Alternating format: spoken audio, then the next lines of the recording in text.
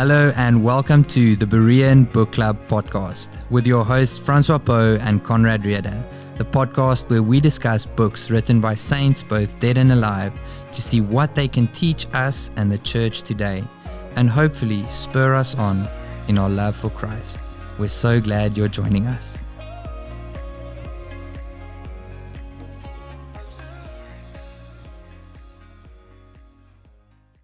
Well, hello everyone. It's great to have you with us as we look into the second book, episode 2 of the Berean Bookclub, looking at R.C. Sproul Alive by Stephen Nichols. Mm-hmm. It's a biography. It's a little bit of a different type of book than we did last month. So it's going to be interesting to see how our discussion goes, but we're glad that you guys are joining us.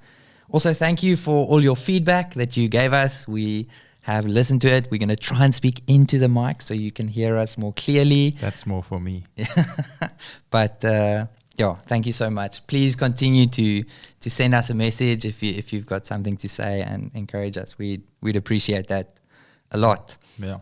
We're going to move on to our first segment, the lame souvenir segment. We still haven't found a name. So if someone has a better idea, by next episode, we need to have a better name. Yes, we'll do that. But if you're listening and you've got a better I for us, please do let us know. But I have brought something along. For those of you on camera, you can maybe see, but I brought a shirt. Let me hold it. It's a very exclusive shirt. There's only 2 of them in the world. But me and Conrad started a design agency together called Eden Creative. And we made us little shirts, and embroidered on them is the words, our slogan, created to create. And that's just a little bit more about us. We kind of into design. I do some web design, Conrad does some graphic design and all different kind of things. So what was the thinking behind the slogan, created to create? No, we have been created to create. Let me tell you a story quickly about that. I wore that to church one day, and that was just after our twins were born. Wow. And we made that shirt because we thought, God is a creator, and He's given us the mandate to partner in Him in creating good in this world. So that's kind of behind the thought. But everyone was like, "Oh, are you creating more children?" And created I was like, to procreate. Please. That's not what this is all about. So it didn't really work at church, let me be honest. Can I just say, I had people cracking the exact same jokes as me after Seb was born a few months ago with that shirt. So the exclusive shirt hasn't accomplished what we set out for it to do. But that's a little bit more about us. We into design and those kind of things. Yeah. Cool. We're going to now move on to the difficult one, and that is the summary that Conrad's going to do for us. How do you summarize the biography? 60 seconds. Let's see how he does. I'm going to start the timer. Okay, you're going. So 1, 2, 3, go. R.C. Sproul Alive is the first biography of Sproul written by a colleague and close friend of his, Stephen Nichols, about his life and ministry. It starts with his early life and influences in Pittsburgh as it recounts his student years, his conversions, his influences and so on, and particularly the roles that these played in forming and shaping him as a theologian. From here, the book outlines Sproul's legacy as it recounts some of his most significant impacts as a theologian. It looks at his contributions to the inerrancy conversation, his love for classical apologetics, his passion for the holiness of God, and his convictions on justification by faith alone and imputation. Finally, the book shifts in the later part to the later part of Sproul's life, where he takes up a pastorate and founds a Bible college. This book is about a man's strong passion for God and what he is like. It's encouraging, emboldening, and surprisingly challenging. Definitely worth a read. Oh man, you did it. That was close. It was very good. No, I think the dogs outside, they were putting you off a little bit. And sorry for that motorcycle alarm. The boys get to choose the alarm that they want. So the motorcycle is what it's on. But it's a great book. There's a lot that it speaks about, a lot of not only different aspects of R.C. Sproul's life, but actually just tracing a little bit of the history of the church also in America over the past 60 or 70 years. So that was very, very interesting. Yeah, good read.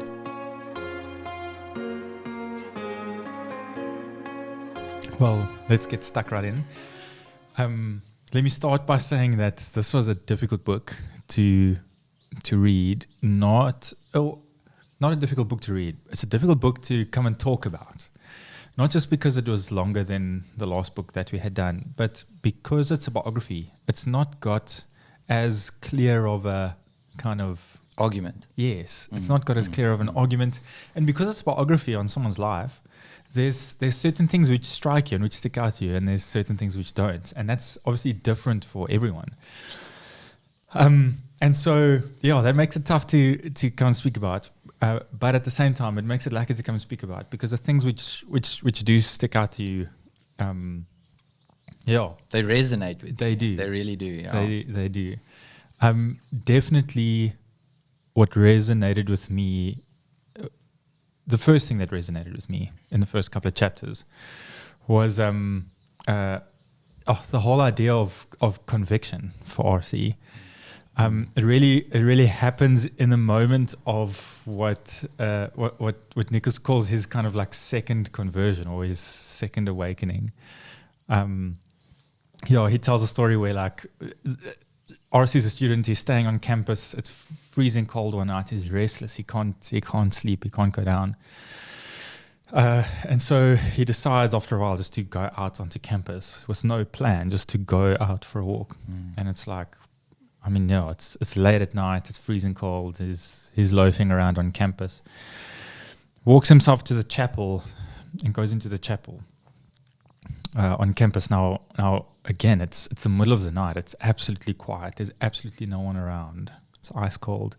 He walks to the front of the chapel, and there in the front of the chapel, he just has this moment where he's struck by the otherness and the majesty and the bigness of God, the holiness of God, if you want to put it that way.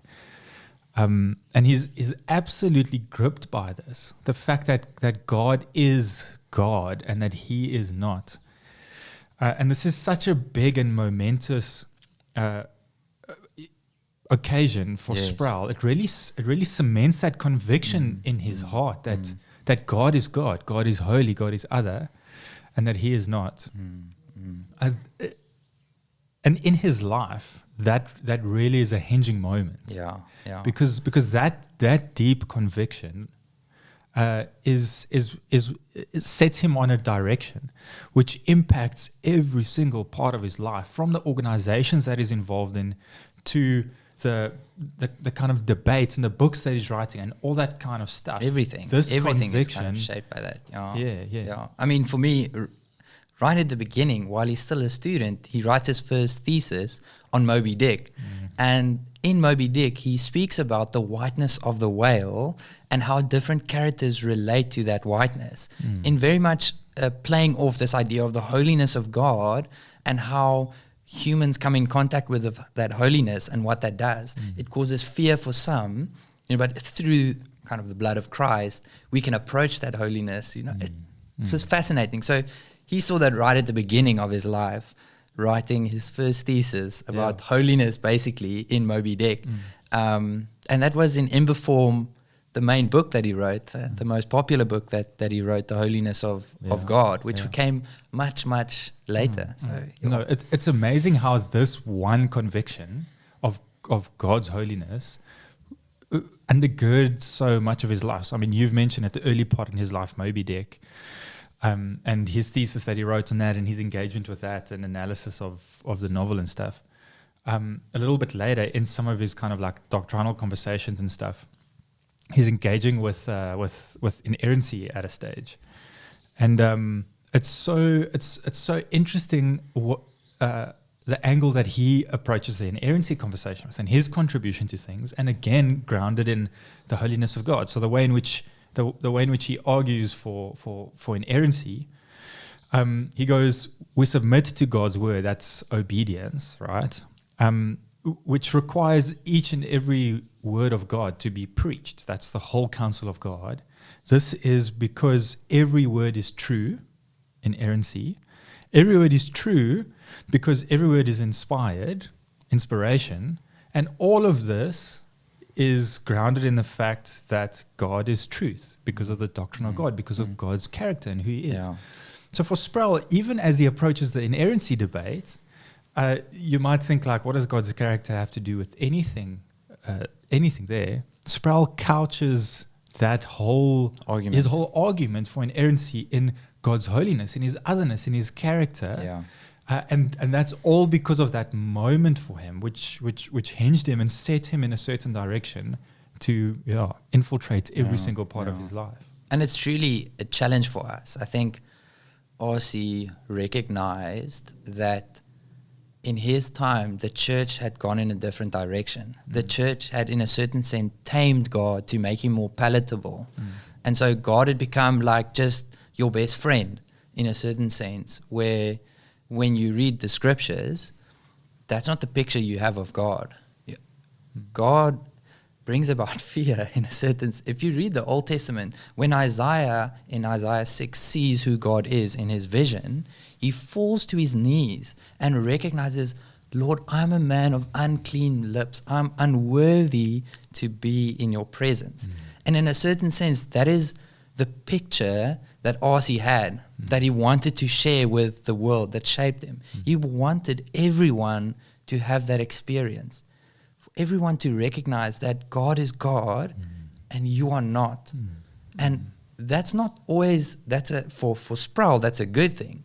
You know, he recognized in the chapel, he says there was a overwhelming sense of peace that came over him in that moment. And yeah, I think it's a challenge for us. Like when you are listening to this, or even for us, when we think of God, what is God like? Are we in awe of God, or have we made God in our own image and God kind of likes the things that we like? And yeah, it's just the opposite of what Scripture presents as God, as the transcendent, holy God. It really is challenging, Bru. You know, one of the other things that like struck me about the book was how much R.C. did, you know, how much he accomplished, how much he wrote, the organizations he was involved in, the sheer amount of stuff that he got done. Now, like, yeah, sure, we can say, like, it's because he had a brilliant mind, because he was a hard worker, because his work ethic was, like, you know, on point and whatever else. But I think when you read this book, you those things aren't mentioned. Right? You look at R.C.'s life and you're like, he accomplished so much by the pure fact that he was absolutely convinced and convicted that God is just like awesome. And not awesome as in like awesome, but like worthy of everything, you know? Yes. That conviction absolutely drove him entirely. And it is challenging, Bru, because, you know, we all live and act out of different convictions. It really makes you question your convictions and ask, is God's holiness, his otherness, him being God and you being not, something that you are absolutely convinced and convicted about? I think sometimes when we're feeling directionless or purposeless or without a passion, maybe it's because we really are. Maybe it's because we really don't have a big enough passion. We really don't have a clear enough direction or a clear enough purpose, in the sense of we haven't been gripped by the simple truth that God is God and we are not.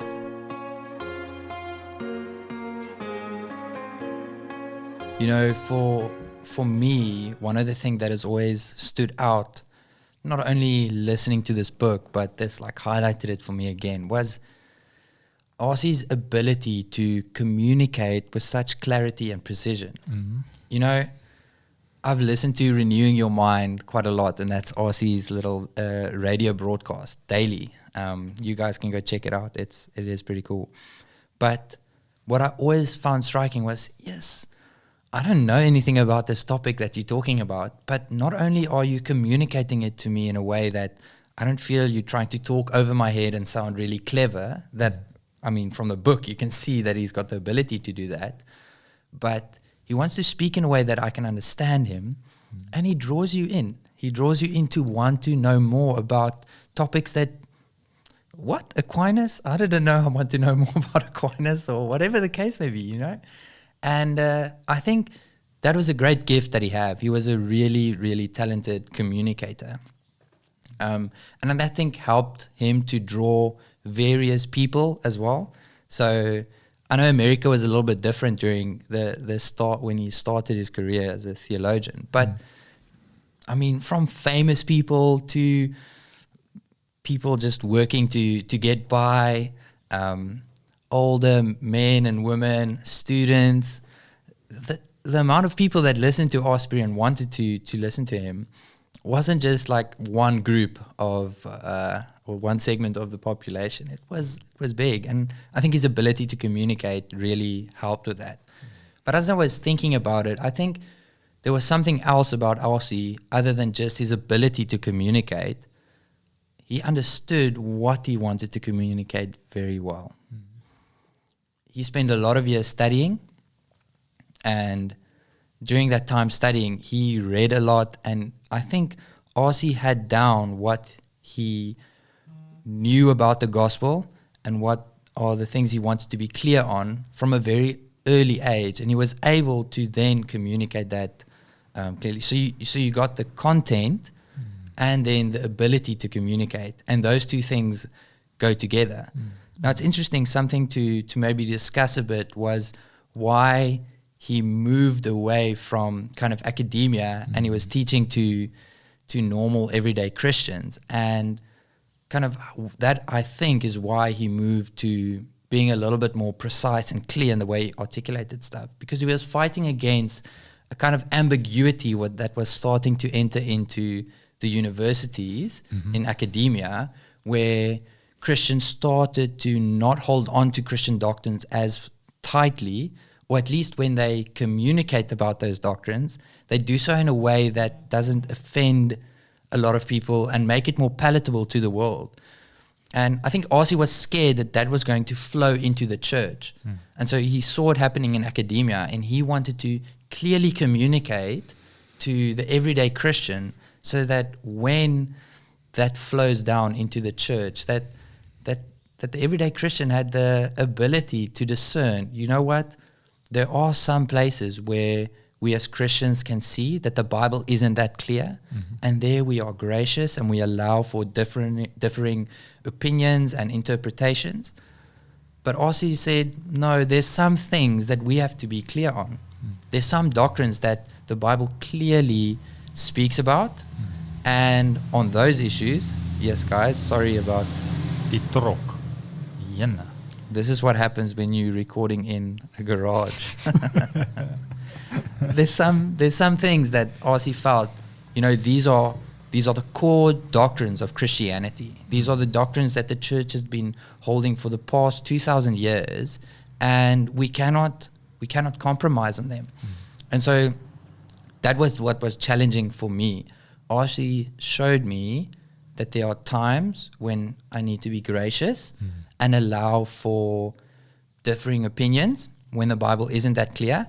And let's be honest, in our culture today and kind of the culture we've been raised in, this relative way of speaking about truth is appealing to us. We would almost like everything to be kind of like relative. But RC challenges that and says, yes, there's place for that in certain places where the Bible isn't clear. But boy, there's some things that we have to be clear on. And do not compromise on that. And he was able to do that because of his picture he had of God. God is God, and God has spoken. And so I fear God above man. And so even though I'm going to get a lot of flack for this, even though I'll be hated by the world and even some other Christians, this is the stuff I have to stand strong on. And I will, with humility, communicate this as clearly as possible. So that was a challenge to me. And yeah, so I wonder what you think. When RC speaks about studied ambiguity and stuff, he's meaning the whole idea that the more we study, the deeper you go at an academic level into digging into the scriptures and stuff, the more space there is to then or there's this tendency to go, okay, we can just understand less and less and less and less and less, and you end up at a place where you're relative, where you're like, well, you can never definitively say something about anything, because you're just not critical, but you're questioning. There's always ambiguity. There's always nuance. It makes me think of our time at college. We have spoken about this many times before, but I've felt a lot of that. I felt a lot of that during our time at college, and even feel some of that now. Whenever like someone says something in a definitive way, particularly about theological statements, I can't help but in the back of my mind go like, is it really that simple? Can you really so confidently say that? And some of that idea of studied ambiguity I've even felt, you know? Yes. I mean, it's weird how it goes both ways, because I see when people speak that way, I have kind of two feelings to it. Sometimes I'm like, geez, can you really be so confident about that? But at other times, I see people speak so definitively and with such conviction about things, and there's something so attractive about that to me. I'm like, I want to have such certainty about God's word. Yes. I want to have such certainty about things. Now, obviously, like you've said, we need to, or I think RC would advocate for that in a reasonable way. He's not saying there's never any nuance or never any ambiguity, but he's saying like there are things where there isn't any ambiguity, and on those things we need to have the guts to be clear and hold on to that. And again, it's so amazing how even that whole idea for him is couched in, like you've said, who God is. He's not like this nuanced, ambiguous God who we can't put our finger on. He's very clear in his character and in his person about stuff, and we can trust that. We can hold on to that. We don't have to be wary to trust. Yes, because that's our tendency to kind of fear putting our trust in something that kind of the world says is super ambiguous. Which is not the case. Because we fear man. We're more convicted and convinced that we want to please other folk than convicted and convinced that God is true and we can hold on to him. I think something just for us to, I'll speak personally, what has helped me in this walk. I mean, we don't know everything. We barely know anything. Let's be honest. But as we kind of started the Christian life and we get to know God as he's revealed himself in his word, you learn more and more. And one of the very helpful ways that has kind of checked me and helped me was to look at the early church and do a little bit of church history. Because church history teaches you what are the things that the church has seen as essential to the Christian faith. And at least when you're starting off, those are your boundaries. Now you may start to get stronger convictions about other things as you go on, but at least when you're starting out, look at the creeds, the early church creeds, and that will help you at least to get a bit of a understanding of these are important things. The person and work of Christ is important. The character of God is important. How we speak about the Trinity is important. And so at least as you move on, start there and then build your way going forward, because those are the things that I think the church has helped us to be clear on in the past. Yeah, and I mean, perhaps it's just worth saying as well that it's not clarity or holding to a position for the sake of like fighting or for the sake of arrogance or anything in that sense, but it goes back to where RC's starting. These things are truths about God and what he's like. And so when we hold to them, we don't hold to them for the sake of fitting into a certain camp or having like fancy arguments with one another, but we hold to them because these are saying things about God, about our God, and we stand in awe of him through that and in that as we come to these things. Yeah, it's super important. I always think that, in any topic, there's people on the left and on the right, and then people in the center. And we kind of think, we have this idea of God, and we think, okay, God's always on the right, or God's always on the left. And now, in recent times, I think we've kind of gone to the place where God's always in the center. You know, like God is his position is always just like kind of in the middle. It's like I've learned over the past few years, like that's not true. Our tendency is to want to be in the center because you're pleasing man, but God's not there. God is God, and we have to kind of look to him and say, okay, this is God. And sometimes that'll be on the left, sometimes that'll be on the right, sometimes that'll be in the center. But we cannot be so boxed in by where we want to fit in. And I think that drives a lot of our interpretation, a lot of kind of where we want to end on topics. So yeah, God's not on the left or the right or the center. God's God and we're not.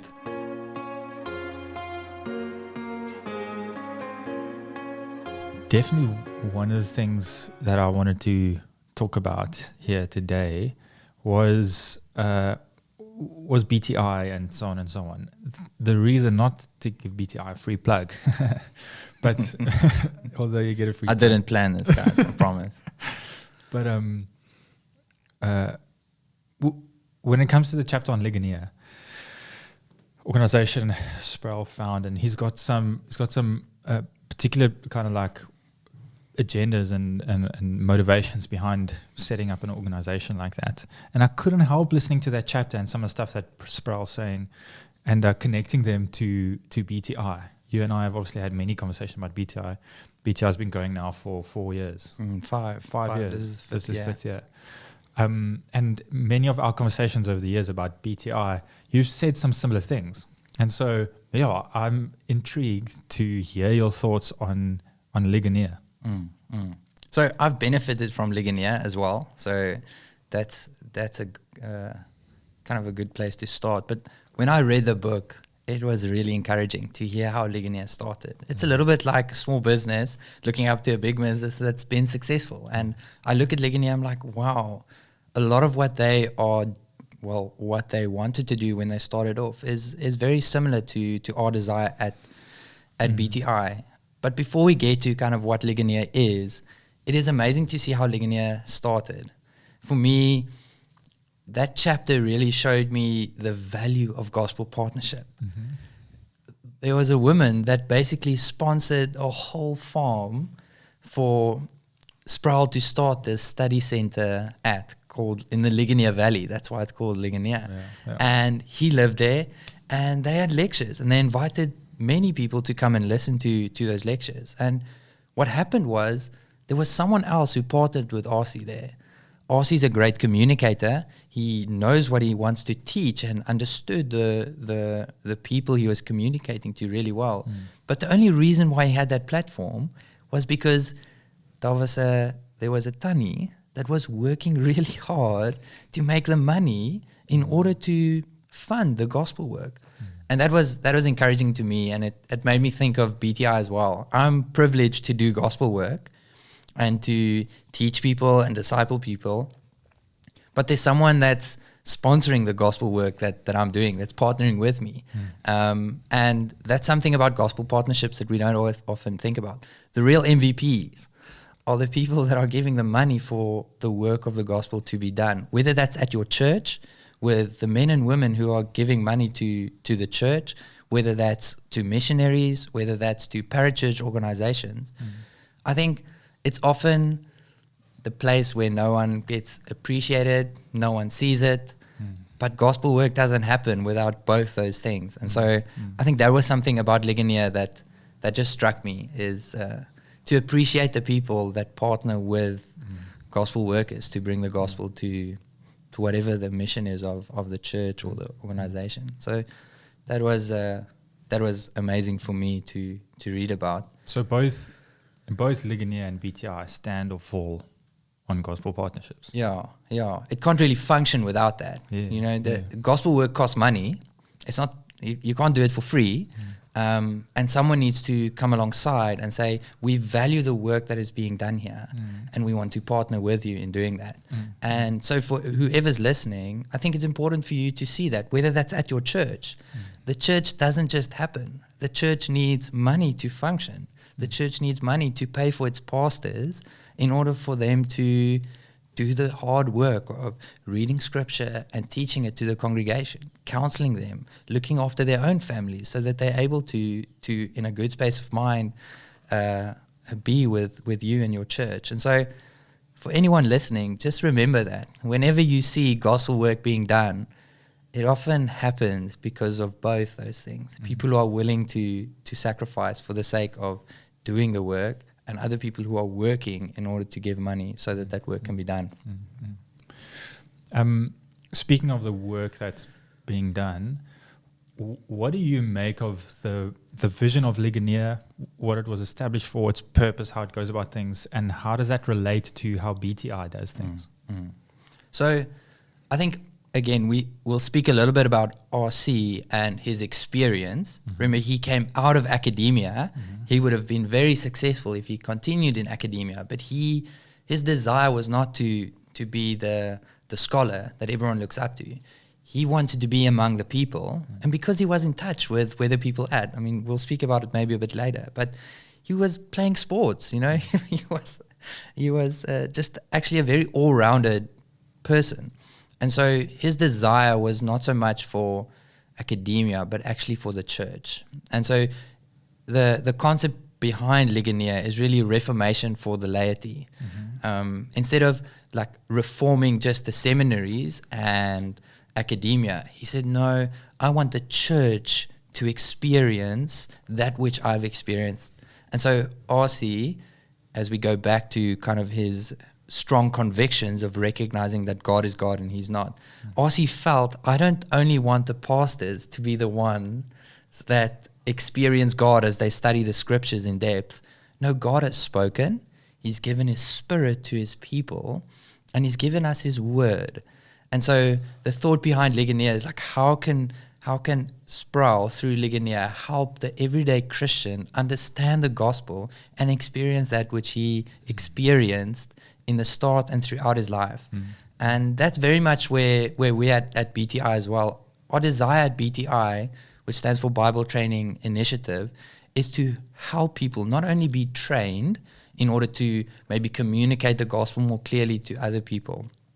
It's really to show people and give them a foundation for knowledge and love of God, so that as they study the scriptures with us over the 2 or 3 years that they spend with us as we look at different books of the Bible, that they will be amazed, not at how amazing the teaching is, but amazed at who God is, so that they will move from knowing something about God to loving God more and worshiping him and living out of that space. And our desire is that will flow into the churches in and around Stellenbosch, so that the church of Stellenbosch would be refreshed and encouraged and served as we make it possible for people in the churches to get high quality theological courses without having to pay for it, going back into the churches and serving. We're not a church, we're a parachurch organization. So if we don't serve the church, there's no reason for us to really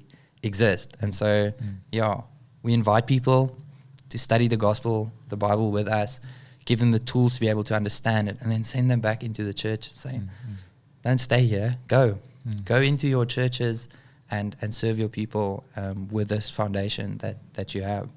You know, there's something so striking about RC's thinking behind Ligonier and seeing some of that like flow out into BTI and a lot of similarities. I think what strikes me is often in the way in which training organizations, particularly organizations which teach and train theology, whether that's to aspiring kind of theologians and pastors and so on, or teaching in a sense to ordinary people who are part of the local church. Often the purpose that's communicated is want you to be equipped with X, Y, and Z, and we want you to be equipped with X, Y, and Z so that you can combat. You can have an answer to the hope that we have. You know, you'll be able to engage with stuff like science. You'll be able to engage with philosophy and worldviews and so on. And so over here, we're going to equip you so that you can engage with the world. And obviously, I think that's great. I obviously think that's biblical as well. Yeah, I see that flows from Ephesians 4, which does equip the people to do the ministry. And so that's it. We're partnering with churches to enable the people to be able to do that. But you're right. You're right. It's not the only thing. Yes. And this is what strikes me about RC's thinking and his whole push for Ligonier. We've already mentioned how RC was absolutely captivated by God's holiness, knowing who God is and who we are in relation to that. And that's very much behind his wanting to take theology to the church, to the ordinary people. Yes, he wants to equip you. I mean, he loved apologetics. There's a whole chapter on his love and engagement with classical apologetics and so on in the book. And so training and teaching and equipping was very much part of what he's doing. But if you take a step back, if you zoom out a little bit, there's this drive from RC to, before you get there, I want you to experience God. I want you to come face to face with him, to be captured and convicted and convinced by him and who he is and his majesty first. And those things are byproducts in a sense. Yeah. But I want you to be here. I want you to come. And I mean, we see this in their mission statement, right? I don't recall exactly what the mission statement is, but something like making the holiness known to all people. Exactly. You know? And in the book, it brings it up like, I mean, who has the holiness of God in their mission statement? What kind of an organization? Yeah. But it shows you RC's heart there, his intention. Yes, he wants to equip, but he wants you to come face to face with God first. Yeah. And I mean, that's just incredible. From the beginning of his life, the beginning bits of the book, it's mentioned. I'm not sure in which chapter, but it definitely ends there. This whole idea that for RC, he had this deep sense that theology is doxology. Theology, all these ideas about God, thinking about God, who he is doxology, praise. It has to lead to praise and awe. It's not just getting ideas to be equipped to do stuff. Yeah. It's engaging with the stuff to come face to face with God. We see that in his life. We see that in his books. We see that in his organizations. More than anything, he wanted folk to experience what he had experienced. Yeah. He wanted people to see God face to face for who he is. And I just find that incredible. Yeah. It's rare to see that. I mean, I can think of examples in my life where people are explicitly live that out, where whatever they do, they always end with kind of how great is God that he is like this. Even lectures that I listen to, what often captivates me is the person's the ability to show how this has led to worship in their life more than what they are teaching me. It makes me want to listen, you know, and I think that is that's so important to recognize. All the podcasts you listen to, all the books you read, all the Bible you study, everything is for the sake of worship. And if it's not leading to worship, you got to ask yourself, what are you doing? What are you busy with? And that's a challenge to all of us. It's a way to escape. I'll speak for myself. Often it's not for worship. I want to escape my responsibilities or whatever. So I just fill my mind with more and more information without having to deal. That's not worship. That's actually running away. It's the opposite of worship. It's idolatry. And so it is a challenge to slow down and say, that which I listen to, how does this make me worship God more? What am I thankful for here? And praise God for that, to really do that. And yeah, it was amazing to hear that from RC. And Packer says it as well, who's a good friend of RC. It's like those two theologians, they understood that, you know. Yeah. It influenced a very big generation of people who were taught under them. It did. I recall, I don't know if you recall, first year college, one of our lecturers, I think he was quite significantly impacted by Packer as well. He might have studied under Packer, I don't recall. The theology course, our first year theology course, he started our course by saying, theology leads to doxology. What we're doing here is not just for the sake of knowing stuff. It's here for you to praise God. And every single morning, that was a morning class. Every single morning we had that class, we'd make the entire class stand up and sing the doxology together. Praise God From whom all blessings flow. Yeah. And that imprinted something on me. We're a bunch of like students rocking up, and we like, give us theology. Yeah. We want like the real stuff. Yeah. And he's like, let's stand up and sing. Yes. And we're like, no, you're not serious. Yes. But that was because it flowed for him. He understood that. And he recognized that is what will happen if we just sit here and learn more and more and more. Yes. It's like it leads to not doxology, because you're not here to worship God, you're here to know more. And that was I think, like you said, that shaped me from early on. You know, that was striking, I think, for our whole class, to recognize that what we are doing here must lead to worship. And if it doesn't, you need to go back and think about what you're busy with. As we wrap things, one takeaway from Sproul's life. One thing that I took away from RC's life was, if we get like personal, looking at his life, was the way in which he was a normal guy.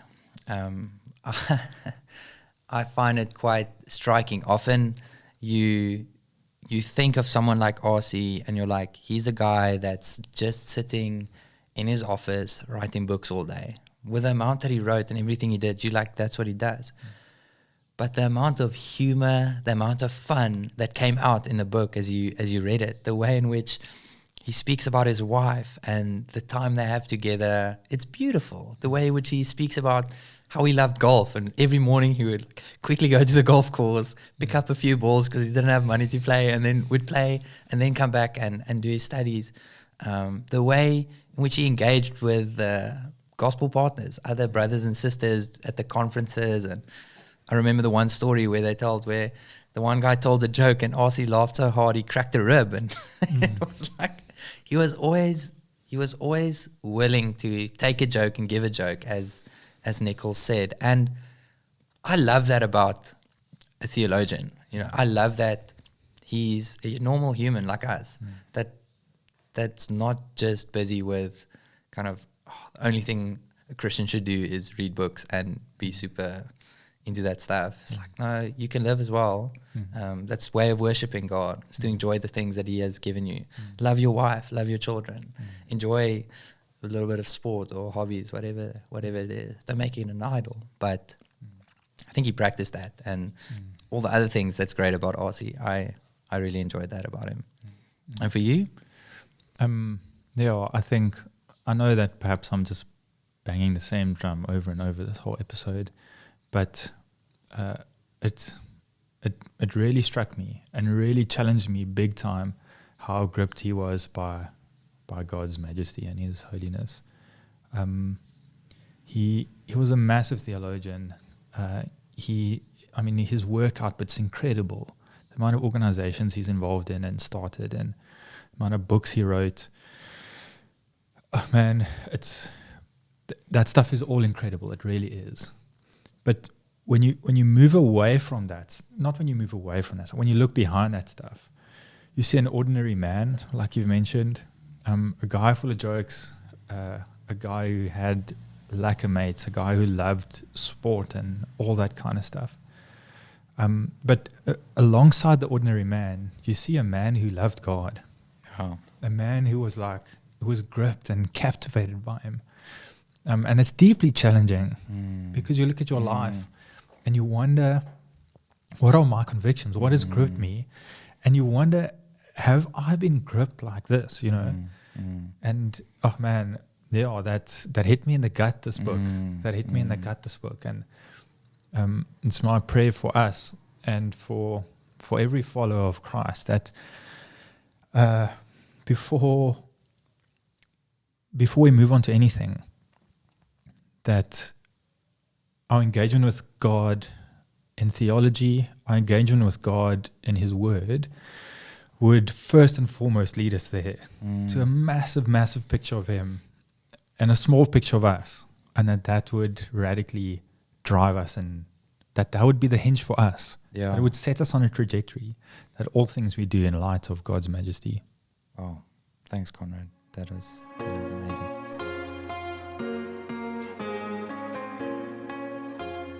So as we come to the end of the podcast, we want to thank you guys who are still listening all the way to the end. We appreciate you guys.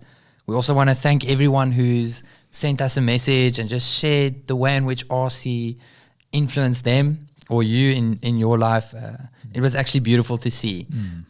He had many other things that we didn't even mention that he had influenced people's life, like the way he viewed art and beauty and those kind of things, his influence in apologetics and so on. So thank you for sharing that with us, and we do appreciate that. We'd love for you to continue sending us a message. You can find us on Instagram as well at bti.stellenbosch. And there we'll be posting a few of these videos and asking some questions. So do go over there and follow us over there. We look forward to Confessions of Augustine coming up next month. That's the next book. If you want to read along with us, please find it on Scribd, or if you have a hard copy or whatever, you'll find them there. Scribd has an audiobook and hard copies or digital copies. Please join along with us. Share how the reading and journey is going as you read with us, and share with us in the weeks which lie ahead as well, ways in which Augustine has influenced you and impacted you, if you've read any of his stuff. And we look super forward to chatting a bit about him next month. think for both of us, it's like our first delve into Augustine, and we're both nervous and super excited to grapple a bit with his work. And I think the Confessions is a great place to start. So listen along. Thank you so much for joining us, guys. We'll see you next month. Thank you so much for listening to this episode of the Berean Bookclub podcast. We'd love for you to head over to your podcasting app and give us a review and subscribe to the podcast. It will help us so much. This podcast was brought to you by BTI Stellenbosch. BTI Stellenbosch exists to bring theology to the church. If you want to find out more information, you can head over to btistellenbosch.com. Until next time.